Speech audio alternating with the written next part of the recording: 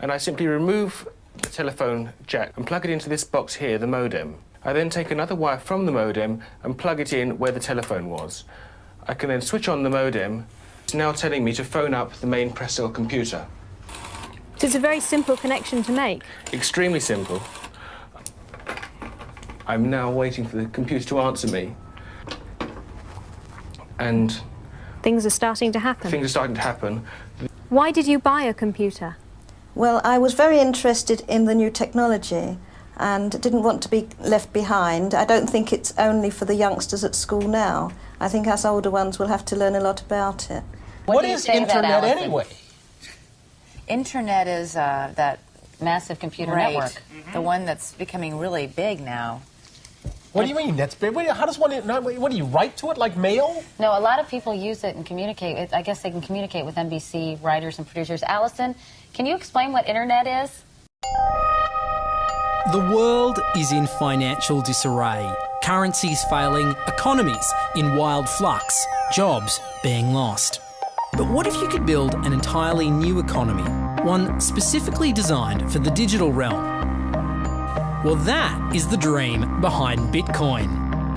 Bitcoin, for those of you who don't know, is an electronic online currency that was created in 2009. It was made by someone who did it under the pseudonym Satoshi Nakamoto. Like any economy, you don't want too much too fast because then the value of your currency drops, or so slow that your economy grounds to a halt. It's designed to be a self-stabilising economy. Whether it actually is that way though, well, that is a little bit more complicated. Because some people have said, hey, Bitcoin is the answer to those problems. Are you a believer? Well, Bitcoin is exciting because it shows how cheap it can be. Bitcoin is better than currency in that you don't have to be physically in the same place. And, of course, for large transactions, currency can get pretty inconvenient. And what is Bitcoin? Bitcoin is a currency on the internet. I sent 100 euros worth of Bitcoin from here in Tokyo directly to you guys through this camera, through the network, through the TV, right into your home. If I had tried to do that, send you the money with a traditional bank, it would have taken several days and probably cost 30 euros. I just did it right now with Bitcoin instantly, basically for free, and didn't have to ask anybody for permission. I didn't need a bank, I didn't need a government, I didn't need anybody. I just needed myself and you and our smartphones to do it. That's the power of Bitcoin. Wall Street is fraud, America is fraud, the world is fraud, banks are fraud, central banks are fraud. We live in an era of fraud. It's all based on fraud, and they get a percentage of the fraud. That's the business model. To suggest that there is any moral or ethical aspect to anything that's going on now is to be completely naive about the fact that we live in an era dominated by financial terrorists, jihadis of banking. They're here to kill you and themselves. They believe in an ideology, not the Quran, but Adam Smith, that they completely misread and interpret as something to justify their blowing themselves up. Janet Yellen's a terrorist! Mario Draghi's a terrorist! The Central Bank of Japan is a terrorist! These are the real terrorists! Funds received. This community is switching to what they think is a better monetary system. A system in which banks are no longer needed because payments could be made directly from one person to another. Bitcoin is fundamentally different because in Bitcoin, you don't owe anyone anything and no one owes you anything. It is not a system based on that. It is a system based on ownership. And no one can censor it, no one can seize it, no one can freeze it. It's November the 2nd, 2008, just 6 weeks after the Lehman Brothers collapse. And all over the world, there are panicked debates about how to save the banks. Then, on a little visited web forum for cryptographers, a document appears in which a completely new monetary system is proposed. The visionary author calls himself Satoshi Nakamoto. These were the darkest days of the financial crisis. So that to me suggests a very clever mind that saw an opportunity, the perfect opportunity to introduce a new radical technology and a new radical approach to money and finance at just the right moment when people would be very open to making this big shift that's required to adopt a new currency. What's exciting for me is like a global economy. Right now we say we have a global economy, but I can't take $1 and give it to you in the Netherlands and then you know what to do with it, right? You would have to go and change it to your native currency. And when you kind of eliminate that step and I can just send you one form of payment and you can send me a product in a matter of seconds, that starts to change things from a global perspective. How could this digital coin invented by this Satoshi Nakamoto become hundreds of times more valuable than the dollar? And why do enthusiasts like Roger Fear want the world to switch to bitcoins? I'm giving every single person here 1,000 yen worth of bitcoins, which is like $8 and something cents. Back in the early days, you know, I'd get phone calls from my buddies, oh, hey man, I lost 10,000 bitcoins because my computer blew up, right? Back then, one bitcoin was less than a penny, right? So nobody cared. They lost $10. I don't care, right? And now 10,000 bitcoins, that's $5 million. That's a big deal, right? Bitcoin is a decentralised electronic cash system that uses peer-to-peer networking along with digital signatures and cryptographics to generate currency. Now, with traditional money, think dollars, the euro, pesos, you've got a central bank, like the Federal Reserve. They issue the currency and they print more or less cash as needed, but not with Bitcoin. It looked very different to me. I mean, as soon as I heard the word decentralized and the fact there was a network powering this currency rather than a central issuer, that immediately captured my interest as something quite different based on what little I knew about alternative currencies at that time. The government couldn't come in and shut down a server and end Bitcoin. It would have to shut down the entire internet or turn off the electricity grid to stop Bitcoin. And so that was really attractive. So gold is kind of hard to divide.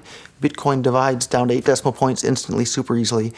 Gold is really, really difficult to transport. If I want to transport gold from here to Moscow, it'll cost a bunch of money to do that, and it's dangerous, and you have to have armed guards and who knows what.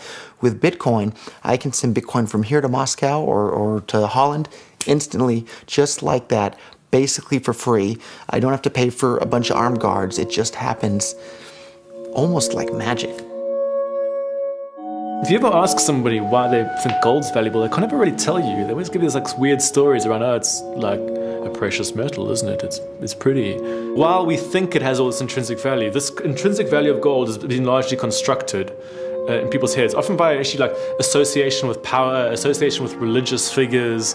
Bitcoin has potential for similar types of construction. Inventor Satoshi Nakamoto has completely relinquished his control of Bitcoin. But he does own 1/20th of all Bitcoins himself. So if one day Bitcoin does become widely accepted as a currency, he will be one of the richest people on Earth.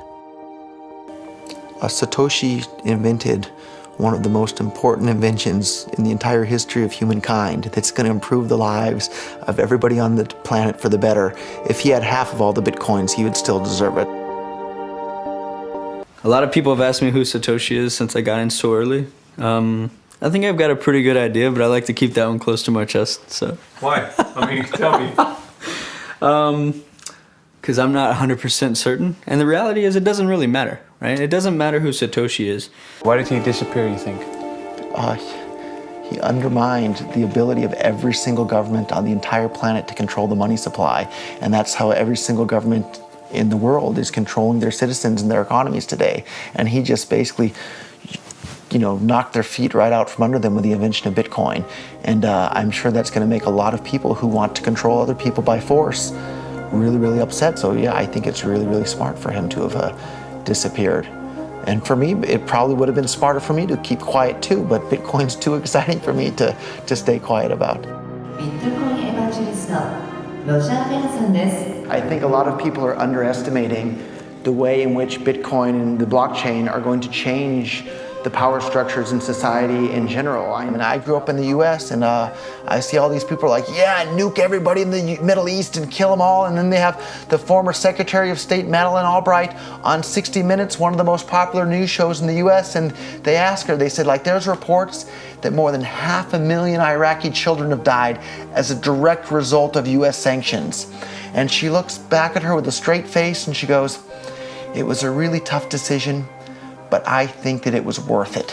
Worth murdering 500,000 kids because because of what the government did, and I apologize for crying, but it just disgusts me from my core when I see government people murdering people around the world. It's not just theoretical, these are real people with real lives. And it's real people, and Bitcoin has the power to undermine everything they're doing to people around the world. And I'm sorry for shouting, but it just disgusts me what these people in government do. And they do it through central banking and through the control of the money supply, and Bitcoin takes that away from them.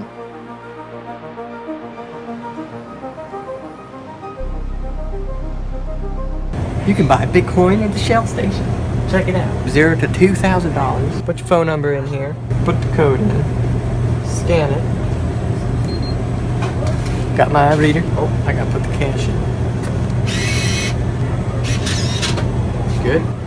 Got $2. Hit finish. Oh. $2 in Bitcoin. Just like that. From this machine. I just turned cash into digital currency.